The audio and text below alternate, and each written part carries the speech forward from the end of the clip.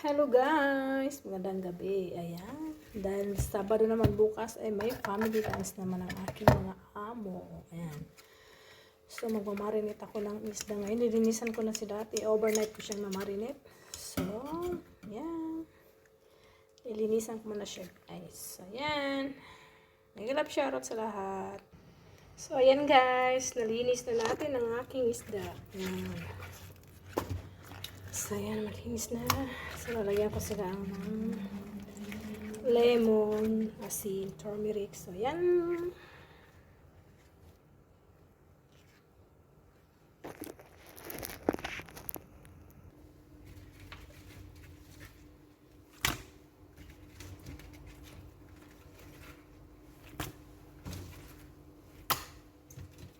Itong 5 para sa kanin. Ito naman ay paprito ng tilapia.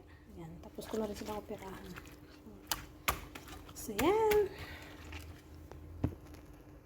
So, ayan guys. Launa, lalagyan natin ng asin. Irarab natin sila ng asin.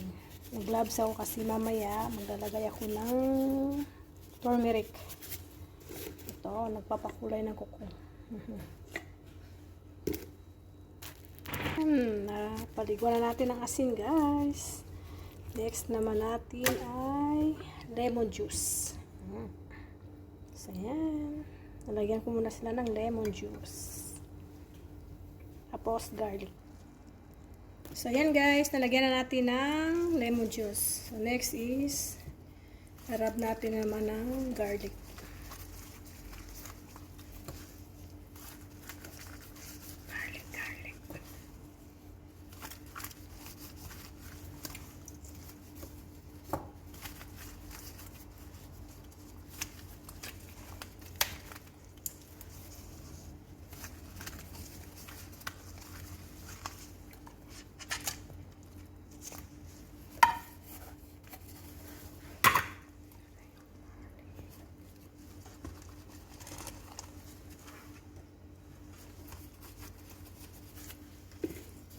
So, next ay turmeric. Pawala ng langsa. Ayan. Harap ko na lang siya mamaya.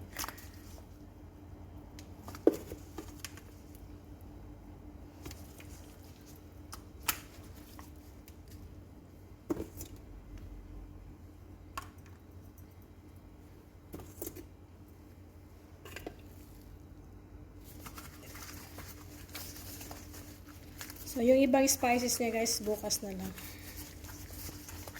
Marinate lang ito siya ng garlic, asin, lemon juice. Ayan. Saka yung asyo bukas na.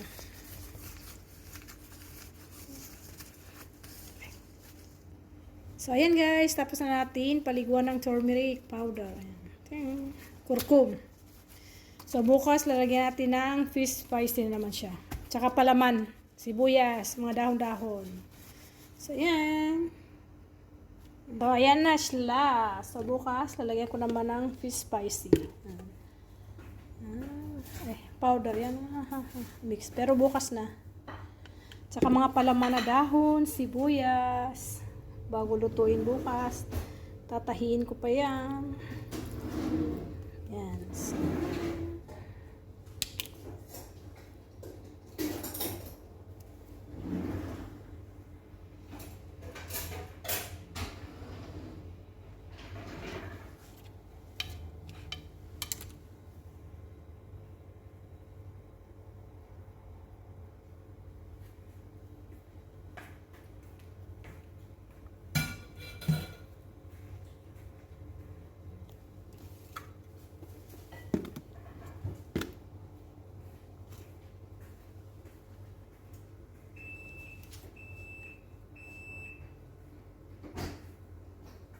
hello.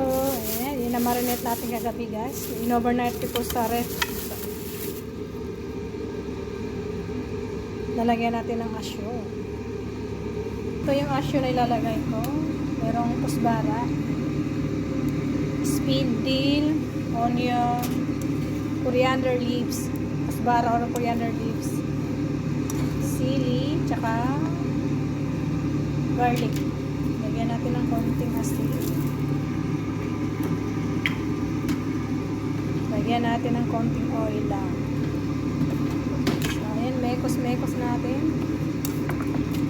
Tapos tatakpan natin.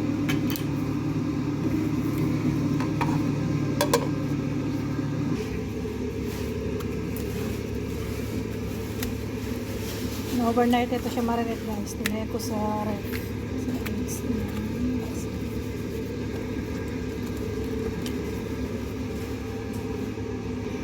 So ayan guys, lalagyan natin ng fish na powder. Tapos siya lalagyan ng asyo mamaya. Konti lang. Para hindi masyado, puro na lang powder ang sa spices.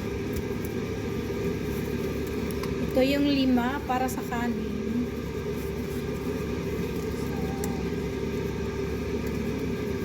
Tapos mamaya lagyan natin ng asyo palaman.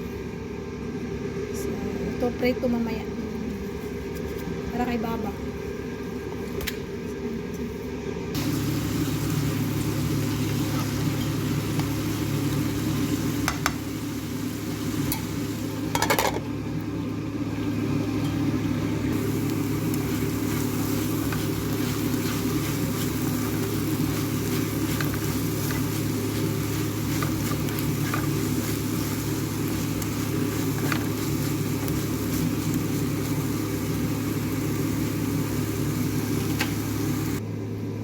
Luto na ating asyo. So, lalagyan natin yung isda.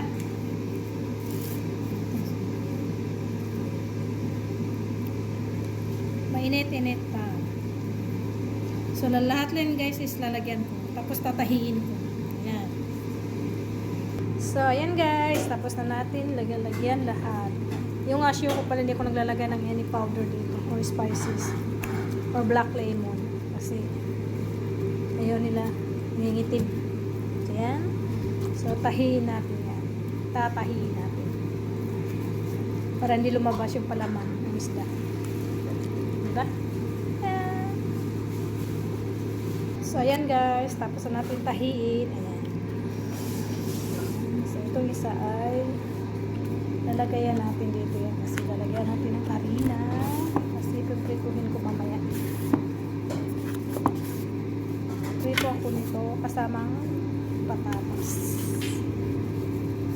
So, mamaya na ito lulutuin. Guys, ayan. Magluluto na tayo. Kahit lang tayo.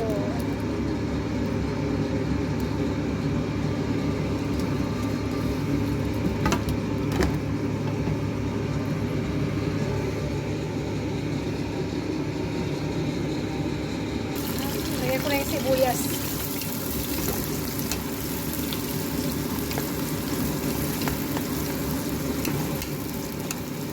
Ayan guys, lalagyan natin yan.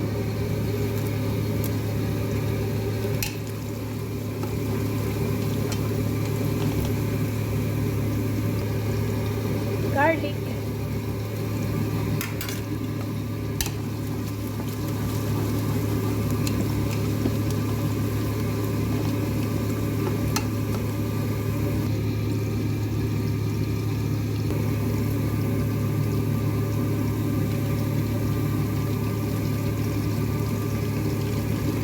Pala is coriander, leaves, kasbara, dill or spoon. Yan, maglalagay ulit ko ng coriander powder. Puro powder, spices.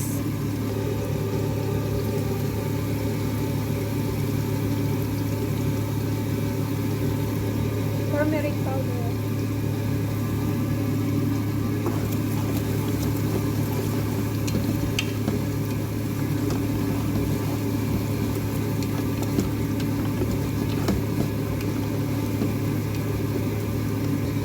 Basta dito sa Arab country, daming nilalagay na kung ano-ano.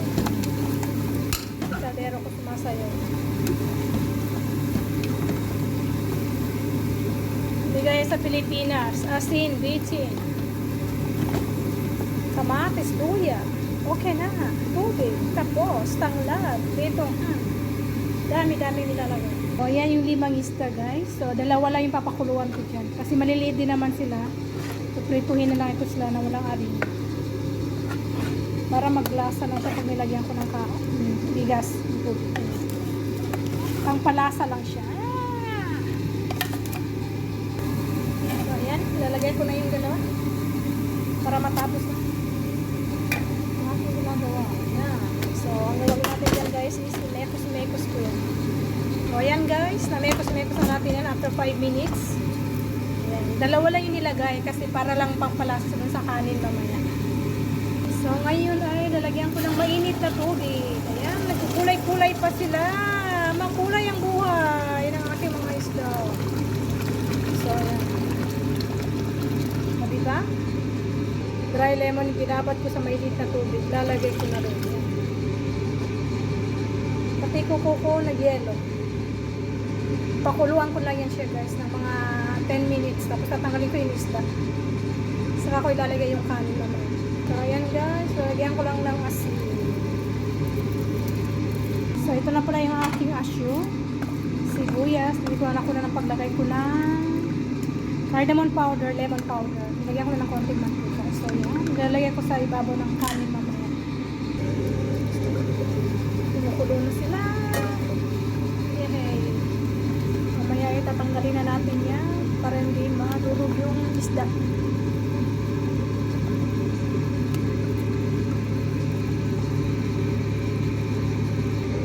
So, ayan.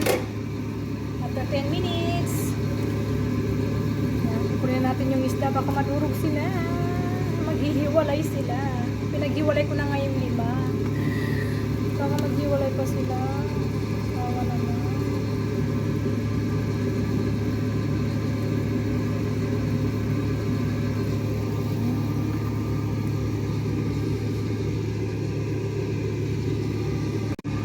Guys, nalagay ko na pala yung kanin. Ayan, hindi ko na videohan. Hindi ko na kulan. Ayan, ang video. Paglagay ko.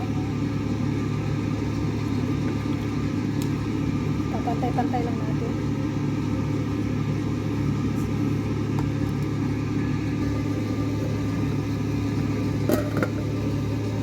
Habang nagluluto ko ng kanin, prito tayo ng patatas. Tapos mamaya yung isda. So, ayan guys. So, wala na siyang tubig. So, ayan. Yung ating patatas. Mamaya ililipat ko yung kanin dito sa mahinang apoy para hindi masunog. Panatang tubig.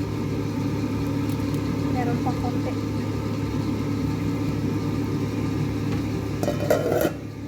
So, tusukan ko ng sili yan guys.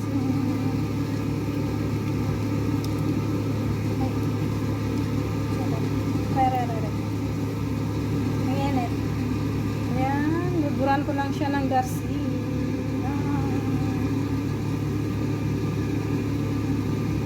Ayan. May lagay ko yung asyo. Itong sibuyas. Papatang ko yan dito pag wala ng tubig yung kanin. Yung bigas. Kami talagang proseso pag nagluto ka ng kanin dito. Diba? Ayan guys, nilagay ko na rin yung sibuyas. Yung asyo. Ayan, patatas natin. Mahinang apoy lang yun kasi maya pa naman siya kakain. So, ililipat ko na to sa mahinang apoy. So, ayan guys, mahina na yan siya.